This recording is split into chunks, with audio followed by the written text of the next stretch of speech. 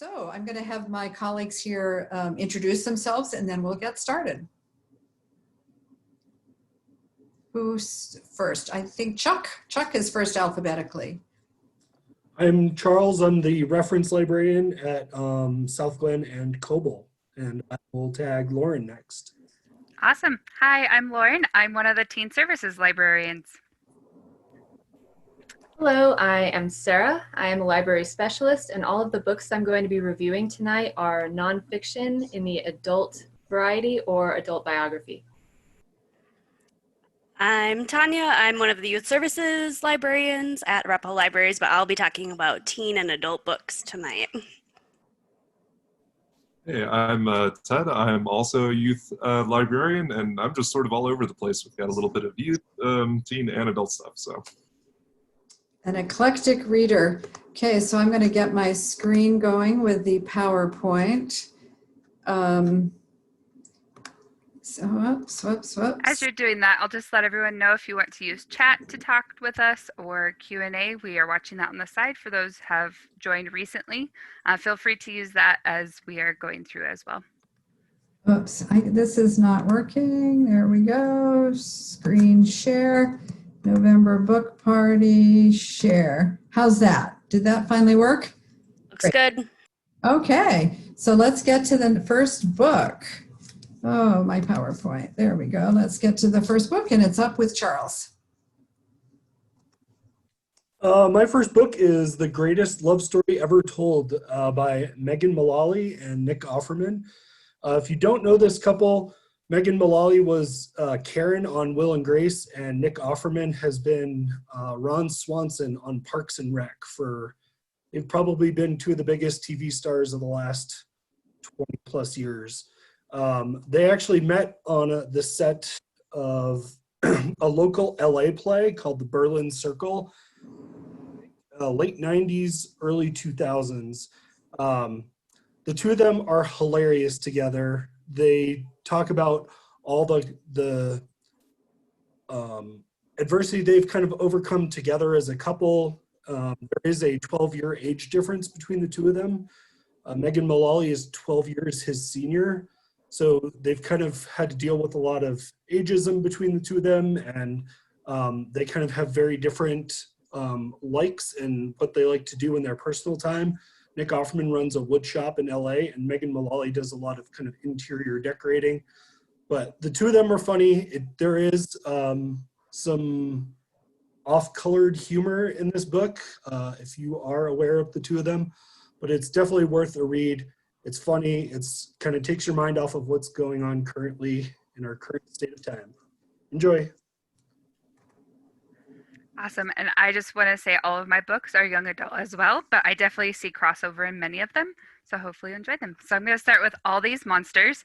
And if you like a Maze Runner kind of meets Divergent, this one is really good. There's these monsters that are popping up randomly in all these different towns and different places. And there's these groups of people that are coming together and they're competing to be on these teams to help fight these monsters. And Carla is one of those that wants to help fight back. She has a really rough time at home. Her father's pretty abusive verbally, and it's getting physical. And so she is wanting to kind of channel her anger and help out at the same time. She does make the cut. She is put on a team, but the team she's put on, she's noticing that there's tension between that team, especially the leader, and the other teams. They're not working together in the same way. And as she starts trying to figure out what is going on, she's also noticing there's something up with the monsters, where they're showing up. She's just hearing these rumors. And so she is trying to figure out what is up with her team, what is up with these monsters, and trying to stay on the team because, like I said, she's one of the weaker ones. So it's a lot of like finding herself in this as well. She grows quite a bit. I really loved her as a character. She's super strong, but I also love the edge of the seat attacks because you never know when they're going to pop up like Maze Runner with the monster. So if you want something that's a bit different and unique, and it's a first in the series that keeps you on your feet, that one's really good. So that is All These Monsters. Happy Native American Heritage Month, everyone. The first book I will be reviewing is You Don't Have to Say You Love Me by Sherman Alexie. In celebration of Indigenous culture, I wanted to introduce you to a book that will give you a well-rounded look of modern life in Native America And if you're looking for sage-laden wisdom or a reflection of ancient times, you might want to find another book. This is a raw and uncensored look at the life of a man who grew up in two worlds, one on the Spokane Reservation in Washington State, and the other in the world of academia. Sherman Alexie discusses the hardships and hilarity of growing up below the poverty line on a reservation. He talks about the hate and the heart within his family and the understanding that comes with time. This book will make you laugh, cry, and learn. It is both poetic and powerful. And that is You Don't Have to Say You Love Me by Sherman Alexie. All right, my first book is One to Watch by Kate Stayman London. If you like romance books or need a light read or like the show The Bachelor or The Bachelorette, this will be a good one for you. Excuse me. It's about a girl named Bee, and Bee seems to have it all. She is a famous fashion blogger. She has lots of friends, good family, and she's Instagram famous. The one thing that she does not have is a boyfriend. Bee is in love with her best friend, Ray, but the problem is that Ray is engaged to someone else. Bee is also plus size, and so she has trouble finding someone who wants to date her. That is until Bee gets the chance to go on to the hit reality show, The Main Squeeze, where she gets a chance to find love. Bee isn't really sure that she is going to find love on a reality show, but she knows that it will help her career if she goes on, so she does. But Bee has to figure out if she can open herself up to new love or if she's going to love Ray for forever. So that is One to Watch by Kate Stayman London. All right, so moving in the exact opposite direction, this is Junji Ito's new graphic adaptation of the classic novel No Longer Human by Dazi. And before I begin, severe content warning, this does deal with abuse, suicide. This is a novel about a young a young man from an extremely wealthy Japanese family who is abused at an early age and sort of develops an extreme fear and disgust with other people. He is mortified and terrified and kind of develops different coping strategies. When he's younger, he tries to essentially play a clown. As he grows older, he turns more and more to essentially drinking and opiates. And it kind of follows his essential descent into complete alienation from society and essentially from other people. Now, if you're not familiar with Junji Ito's work, he is an extremely talented horror artist, which might on the surface sound a little strange, but he has an extreme knack for bringing out the horrific and the mundane. So if you're interested in a classic told in an extremely unconventional way, that'd be a great one to pick up.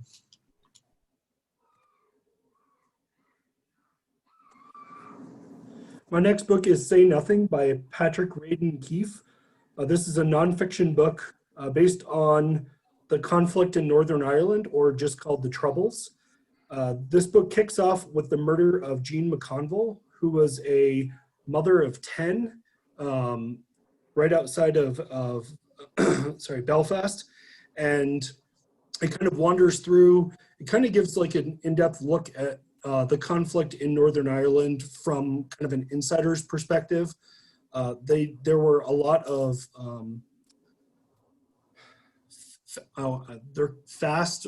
hunger strikes. Sorry, that's what I was looking for.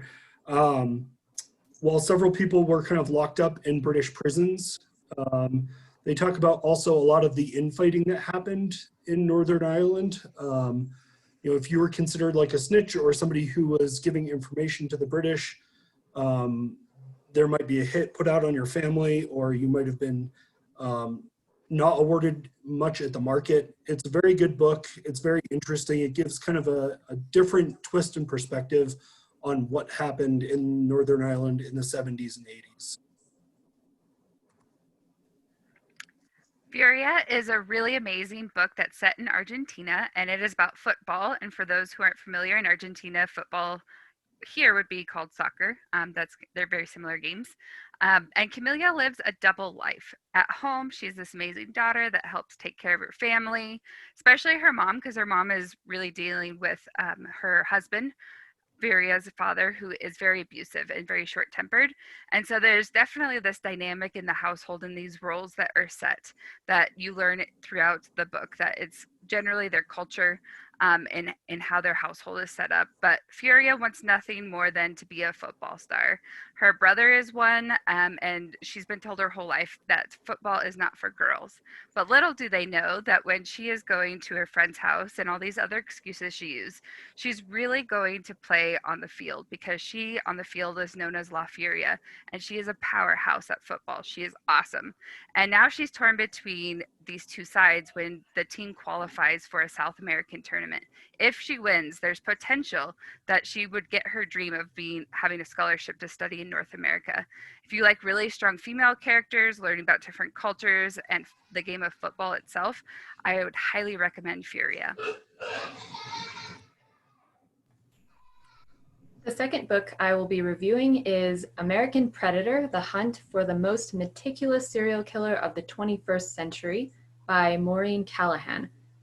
So, something about modern criminal investigation that has lulled us into a false sense of security is our basic understanding that serial killers are predictable. Generally, these guys kill within a specific area, they utilize certain weapons, and have predictable patterns of both travel and their interest in victims. But in 2012, a man named Israel Keyes would not only break, but he would shatter the standard FBI profile. He was unlike anything anyone had ever seen, and with good reason. Keyes focused an entirely new perspective on crime and criminology. He taught us that the most terrifying monsters are the ones that we don't even know exist. Obvious content warning here, this book discusses true human depravity. That being said, it is utterly compelling and was hard for me to put down. And that was American Predator by Maureen Callahan. My next book is The Cruel Prince by Holly Black. This is the first in a series, and I normally never read series because I don't have time, but I finished this one. It is about a girl named Jude, and when she was 7, her parents were murdered right in front of her. Her twin sister and her older sister watched as well, and they were taken away by the man that is their stepfather to live in the world of fairy. It's now 10 years later in this book, and Jude actually really likes living in fairy. She doesn't really miss the human world. She has no wants to go back. She just wants to fit in. But a lot of the fairies don't like humans, including one of the high princes. Jude really wants to win a place on the high court, and so she starts getting involved with different people in the court. And as she does, she learns that there is a betrayal that is about to happen to the High King, and Jude has to try to figure out how to stop it to protect herself, her family, and the place she loves, even though nobody trusts her because she's a human. This series is fantasy. It is a teen read, but definitely crosses over into adults very well. So that's The Cruel Prince by Holly Black. All right, so this is The Deep and Dark Blue. If you are a fan of The Legend of Korra, I would highly recommend you check out this one. It's a new graphic novel from Nikki Smith. This is the requisite children's middle grade children's graphic novel for you for tonight. And it's about these two siblings who are the last in the line of a long line of heirs for the ruling family of this particular fantasy kingdom. They're not actually next in line to rule. That would be their older brother, but everyone's actually pretty okay with that. He seems like a pretty decent guy. Everyone really loves him. Everyone except their estranged cousin.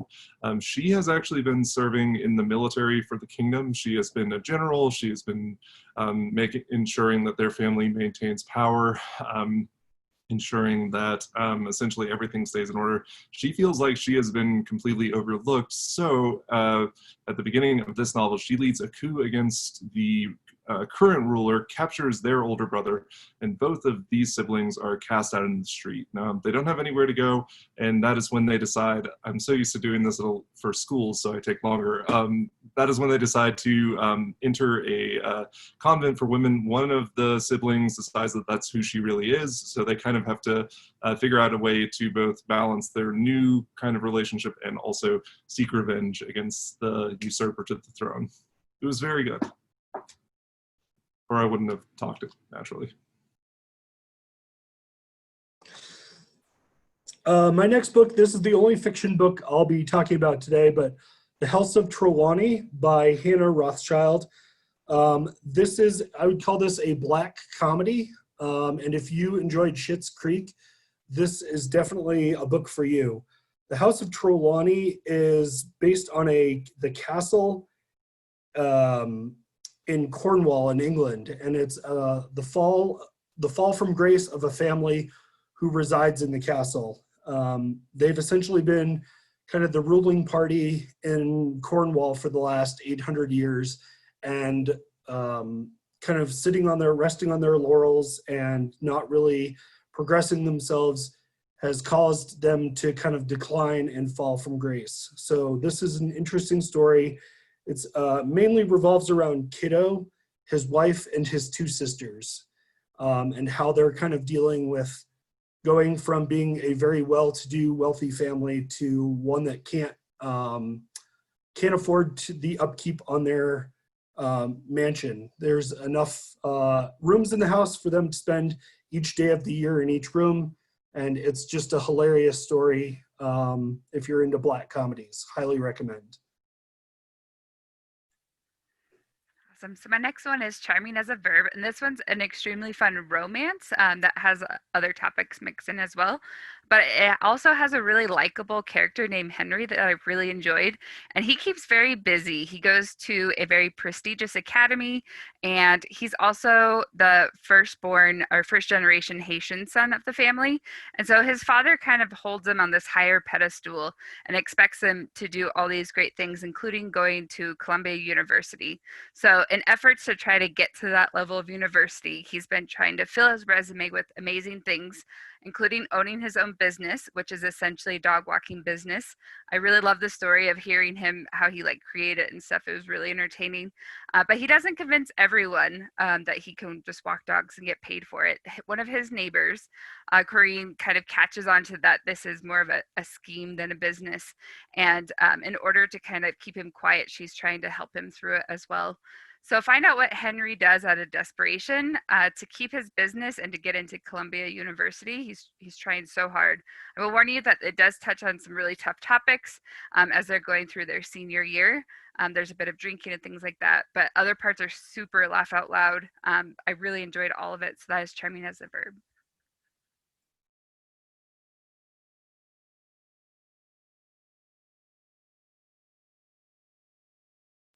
Let me unmute myself first. My third choice this evening is Finding Everett Ruiz, the life and unsolved disappearance of legendary wilderness explorer by David Roberts. Generally, when we think of explorers, we imagine big, burly, full-bearded men with incredible funding by crown or country, and they also have a team of well-seasoned outdoorsmen and scientists along for the ride. We probably don't imagine a teenage boy from Oakland, California. Born in 1914, Everett Ruiz lived in a loving household that encouraged the development of his mind and spirit. And by 1931, the young man was off on his own adventures. He spent his time working, painting, making block prints, and learning about local indigenous cultures. He traveled solo across Colorado, Utah, New Mexico, and Arizona. He would send letters, poems, and work of art to his family so that they could sell them in order to fund his expeditions. Then on November 20th, 1934, Everett headed out into the wilderness of Utah and vanished. So if you're feeling a little trapped indoors at the moment, I recommend you read Finding Everett Ruiz by David Roberts. My next book is House of Salt and Sorrows, and this is also a teen book, but again crosses over into adults. It's fantasy and it's about a girl named Anna Lee, and she lives in a mansion by the sea with her sisters, her father, and her stepmother. There used to be 12 of them living there, but recently 4 of them have died very tragic deaths. And there is a rumor going around town that her family is cursed. Anna Lee starts to become suspicious about all of these deaths in her family, and she decides to start to investigate. She gets some of her sisters involved, and as they're investigating, they find this secret door by their mansion that leads them to different places around the kingdom. And when they go through this door, they end up going to balls, and they spend the whole night just dancing the night away and kind of forgetting who they are. Anna Lee decides that this is mysterious too. Somebody is trying to distract her and her family from figuring out what is really going on, but not Anna Lee. She stops dancing and she decides to really get serious and figure out who is messing with her family because something dark is going on. So that is The House of Salt and Sorrows by Erin Craig. This is nonfiction and history. But as you might have guessed from the extraordinarily long title, The World That Never Was, a true story of dreamers, schemers, anarchists, and secret agents. This is not a very dry and academic work. It details the sort of the underpinnings, foundations, and very extraordinarily colorful events of the anarchist movement, which, as this book argues, essentially grew into an international movement after the Paris Commune was destroyed. This details the lives of the central movers and shakers of anarchy, which is both fascinating, sometimes hysterical, and sometimes horrifying. This is not, like I said, extraordinarily dry work. It sort of reads more like a thriller that takes place, or a period thriller that takes place over 40 years, concluding with the failed 1905 revolution in Russia. There are, of course, plots, assassinations, backstabbings, sort of communes that don't really go anywhere. So if you're looking for something that is endlessly fascinating and also a complete time drain, would highly recommend it.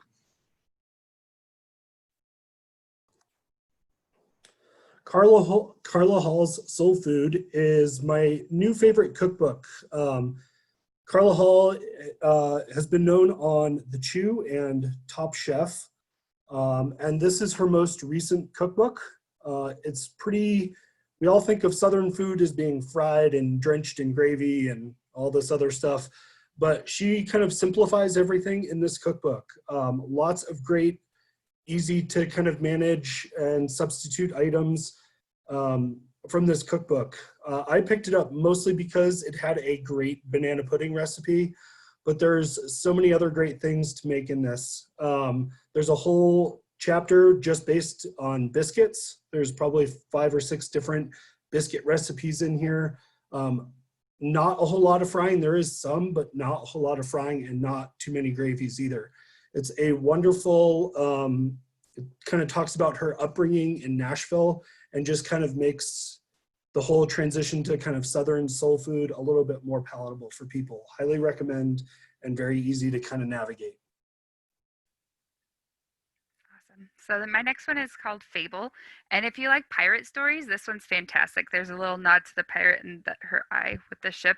But it's about Fable. That's our main character. And she's the daughter of one of the most powerful tradesmen in the Narrows, which by tradesman is more pirate as you read the story. And his name is Saint.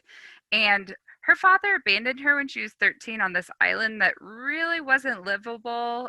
There was a lot of stuff that was happening. And now that she's 17, she's been trying to fight to get off the island, try to figure it out.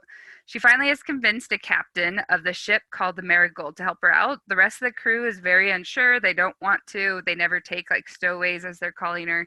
But she's trying to claim her rightful spot on a ship somewhere. She has this like special ability with knowing her way around the seas. She believes she gets it from her father, but she doesn't want anyone to know who her father is because he's not very well liked, as you can imagine, leaving a daughter on an island type thing. But if you want a really good story that is about survival and another really strong female character that is trying to find her place without letting go of all her secrets, this one is fantastic. That is Fable. The next book I am reviewing is Lady Killers, Deadly Women Throughout History by Tori Telfer. Earlier I talked about serial killers and our misunderstanding of these monsters. I mentioned men, which it was once believed were the only ones capable of such atrocities, and I hate to break it to you, but once again, the experts were wrong. While it is true statistically that women are far less likely to become killers, it's not impossible. This book takes the reader on a twisted journey through history and some of the world's most terrifying femme fatales. Another content warning about this one, this book discusses graphic and horrifying crimes, but again, the reason behind and the trials following the crimes are so richly enthralling that you won't be able to stop yourself from turning the next page. So to find out why they did it, and how they did it, and how some of them got away with their crimes, be sure to check out Lady Killers by Tori Telfer. My next book is Anxious People by Frederick Bachman, and this book was everything I didn't know I needed right now. It starts off with a bank robbery gone wrong. This unknown bank robber, we learn about them throughout the book.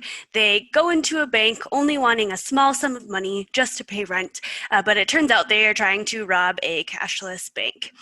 They run out in order to leave before the police get there, and they end up dashing into an apartment building where there's an open door and an open house going on.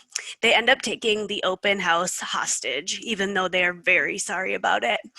In the open house, it includes a retired couple who's looking for a fixer-upper, a wealthy bank director, a young couple who's expecting their first child, an older 87-year-old woman who's kind of lonely, and maybe also a mystery man. And as we go throughout the book, we learn a little bit about everyone's lives and their secrets and their hurts and passions, and everything ends up tying together at the end in a way you wouldn't expect. This book is realistic fiction, humor, and I definitely cried 3 times in the last 40 pages of this book, but it was so worth it. So that is Frederick Bachman, Anxious People. All right, so I am slightly obsessed with werewolves. So this is Tinder by Sally Gardner. It's sort of like an extended, darkly fantastic picture book for adults, even though I think it's actually I think it's a young adult novel. Oh well. Anyways, this is a sort of a graphic retelling of the Hans Christian Andersen fable, The Tinderbox, in which a young officer named Otto Hinderbus is fleeing from the 30 Years' War, is desperately injured, and is sort of hovering between life and death when he is saved by a sort of very strange and very sinister woodland creature, as typically happens in fairy tales. He gives him a set of magic dice, which guide him to an extraordinarily wealthy and extraordinarily evil old man who is trying to marry, of course, the love of his life, the incredible Sapphire, or Starfire. At this point, he manages to find an enchanted tinderbox, which gives him everything that he has ever wanted at an extraordinarily high price. This is, again, this is dark fantasy, so werewolves, magic, blood. There's also quite a bit of extremely wonderful and content warning, extremely bloody illustrations. Here's one that's just kind of weird. So if you're looking for something that is kind of like a dark fairy tale for adults, this would be a great one to pick up. My last selection is a nonfiction. It is The Awkward Thoughts of W. Kamau Bell. I really enjoyed this book. It was very entertaining. It kind of walks through his early life when his parents were together and then post-separation. It kind of discusses how his dad kind of wanted him to be like an athlete and his mom wanted him to be more of an academic, and he kind of fell in between a little bit. It also discusses his early life as a comedian in San Francisco and finding his voice. His kind of comedy is definitely slightly different than most comedians out there. He's kind of more of a narrative, stream of thought kind of a person. He's very entertaining, and it kind of comes through in the book. It is kind of an awkward book to read as he kind of jumps around a little bit from time to time, but in general, it's just a very, very easy to read book. It's one that I really enjoyed during the pandemic recently, so I highly recommend it for everybody. Enjoy. Awesome. My last one is called Shine, and this one is a really fun, realistic story of kind of getting into the world of K-pop. And if you're not familiar with K-pop, that's totally fine. I wasn't either. Jessica Young, the author, does a really good job. She is a former lead singer in a K-pop girl group called Girls' Generation, and she really brings to light what it was like. It's not autobiographical, but it is, she definitely brings her experience. It actually follows the journey of Rachel Kim. And when she was 11, she was recruited by one of Seoul's largest K-pop labels, DB Entertainment. And now Rachel is 17, and she's realizing that K-pop isn't as glamorous as it looked at the beginning, or it seemed. As she's getting older, she's realizing the difference in treatment between males and females and all these different things as she's starting to date kind of in the scene and outside. And as you read, you really get a sense of what it was like to live in one of the K-pop houses and how it seemed like a sorority and all these different things that are happening. I will let you know there is talk of like eating disorders, so I do have a content warning if that kind of stuff bothers you. There's other things that are happening that they do to themselves in order to stay relevant in the K-pop scene. But it's a fantastic read if you like K-pop, if you like friendship, music, any of that, relationships, things like that. This one is a fantastic read, and that was Shine.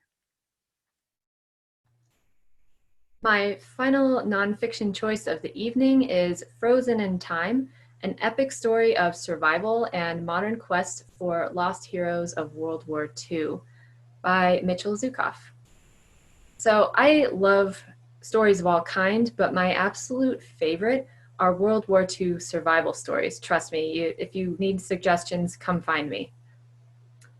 So I know that the nights are kind of growing shorter and there's a chill in the air, and this is the perfect time to read a book about a forgotten place during World War II, and that is Greenland. Greenland was of great strategic importance due to the fact that you could use its icy island as a way to predict weather in Europe in the coming days. So setting up, maintaining, and protecting weather stations could lead to victorious or ruinous battle outcomes. On November 8th of 1942, a cargo plane crashed and stranded its crew, who would then be forced to fight for survival for 148 days. This book drops the reader in the middle of a modern expedition to find the lost plane and propels us back into time into the harrowing experience of the soldiers. So if you're curious if you would make it out alive, check out Frozen in Time by Mitchell Zukoff. My last book is You Can't Catch Me by Catherine McKenzie, and this is for those of you that like mysteries or psychological thrillers. It is an adult book. It's about a girl named Jessica, and when Jessica was a kid, she grew up in a cult. She didn't know it was a cult at the time, but she ended up getting rescued around the age of 18. It's now later in life, and she's kind of reintegrated herself into society. And she's going on a trip, and when she gets to the airport, she meets another woman at the bar who has the same name and same birthday as her. Her and the woman get to talking. Jessica thinks it's an exciting coincidence that they have the same information, and she thinks it's awesome.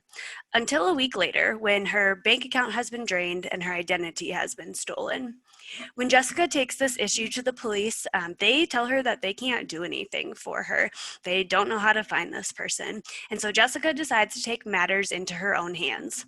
She finds out that she's not this lady's only victim. And so she teams up with two other women to go on a hunt for this person that stole her identity.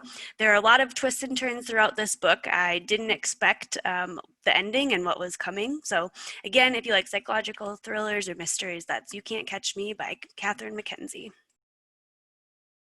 All right, and so that was enough like blood and gore and misery for me. So we're going to end on this wonderful, delightful, charming little romance called Our Dining Table. It's about a young professional named Yutaka, who is who was adopted at an early age after his parents passed away, and his foster family really didn't connect with him. He felt really estranged from them. He was kind of made to feel pointedly unwelcome, and it especially affected him whenever they were trying to eat meals together. His siblings would just make these extraordinarily cruel comments about how uncouth he was and how he didn't really have any manners. So he's kind of become an extremely shy and isolated person right up until the point when he, by chance encounter, a little kid comes up, steals some of his food, and while his much older brother is kind of chasing him off and deeply and profusely apologizing, they kind of strike up a conversation, and he invites Yutaka over to kind of teach them how to make the food that his younger brother stole. Romance blossoms. It's about found family and finding yourself and finding love. It's a delightful little manga, so it is a graphic novel. And I'm so glad that I was last because that's a nice little note to go out on. So. Oops. Well, thank you everybody for joining us. I guess it's really hard to book talk a book in 1 minute. We've all discovered that. Some great books I'm sure you all put on your list. I do hope that some of you, all of you, will sign up next month, December 12/15. December 15 is our December book party when we'll have a long list of people talking about their just, 1 or 2 favorite books of 2020. So that should lead to lots of books on holds for the people that listen. Thank you so much for spending your Tuesday evening with us, and we hope to see you in December on the 15th. Thank you. Bye. Have a good night. Bye. Take care.